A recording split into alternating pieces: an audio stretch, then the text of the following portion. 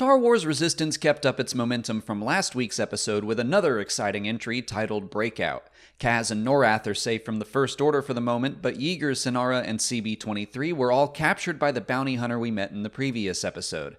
They're given to the First Order and it becomes Kaz's mission to rescue them.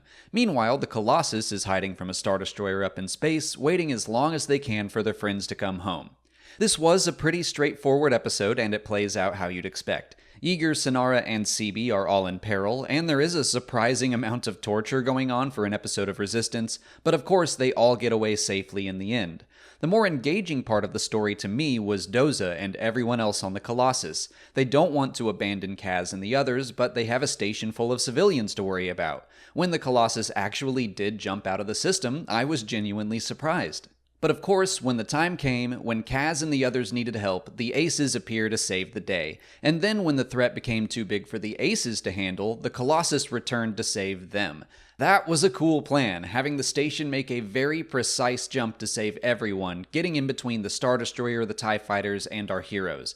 It's been a while since I brought up Battlestar Galactica, but it all felt exactly like something Adama would do, getting creative with where and how his ship would use his faster-than-light drive.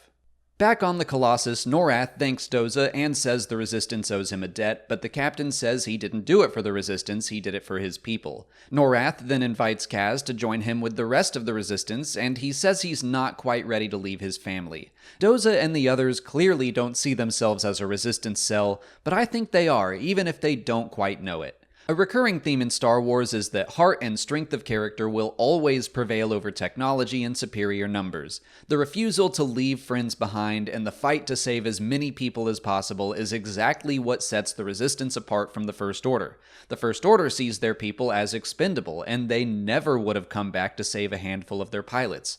Doza actually did rescue Norath for the Resistance, he just doesn't know it, if only because he was upholding exactly what they stand for. Likewise, the First Order wouldn't have gone through so much trouble to rescue a couple of spies the way Kaz and Norath did. Norath was out there risking his neck for people he had only just met, and those people were in trouble because they were risking their lives to save him in the first place. I liked the pairing of Kaz and Norath because they both seemed to be similar Resistance spies. They're both a little clumsy, Norath specifically was very loud and put them in danger multiple times, but their motives were pure and people were counting on them to get the job done, so they held it together to save their friends.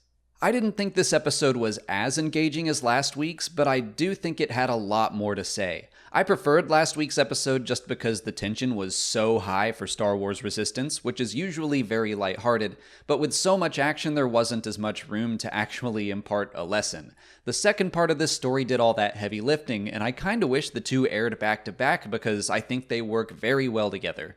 Speaking of doubling up on episodes, we're reaching the final 6 episodes of the series, and it sounds like many of them will be premiering on the same days. Next week's episode is titled The Mutiny. Kragan buys a secret weapon to capture the Colossus and take over. If you've read the visual dictionary for The Rise of Skywalker, you can find a hint of what that weapon will be.